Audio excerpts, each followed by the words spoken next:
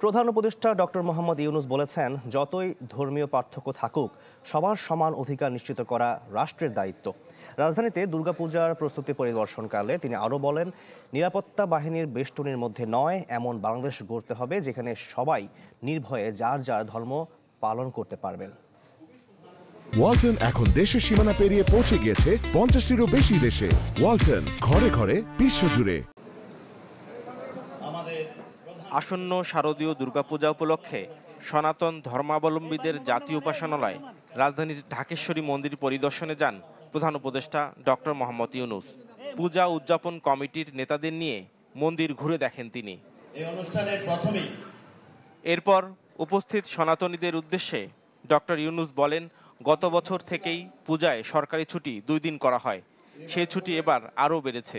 বলেন, গোটা বাংলাদেশ একটা পরিবার। যতই ধর্মীয় পার্থক্য থাকুক রাষ্ট্র পার্থক্য করতে পারবে না। সবার সমান অধিকার নিশ্চিত করা রাষ্ট্রের দায়িত্ব। যত ধর্মীয় পার্থক্য থাকুক, মতের পার্থক্য থাকুক, যত রকমের পার্থক্যই থাকুক, রাষ্ট্র আমাদের প্রতি কোনো পার্থক্য করতে পারবে না। রাষ্ট্র দায়িত্ববদ্ধ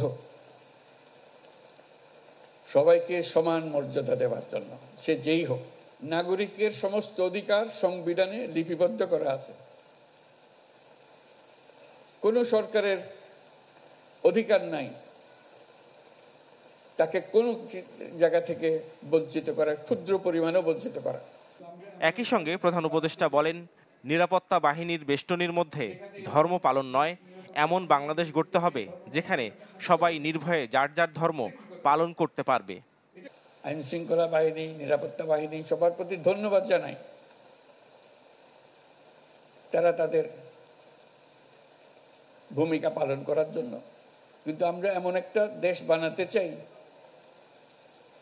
যেখানে এরকম নিরাপত্তা বাহিনীর বেষ্টিত হয়ে ধর্ম পালন করে একটা হাস্যকর জিনিস হয়। এটা কি কথা হলো? এটা কোন ধরনের দেশ বানালাম আমরা? এইরকম দেশ বানানোর জন্যই এত রক্তপাত, এত কিছু হলো। আমরা সেটা চাই না। নতুন বাংলাদেশ গড়তে সকল অশুভ শক্তিকে পরাজিত করে ঐক্যবদ্ধ থাকার আহ্বান জানান প্রধান উপদেষ্টা। নাফিউল ইসলাম লিংকন, চ্যানেল 24, ঢাকা।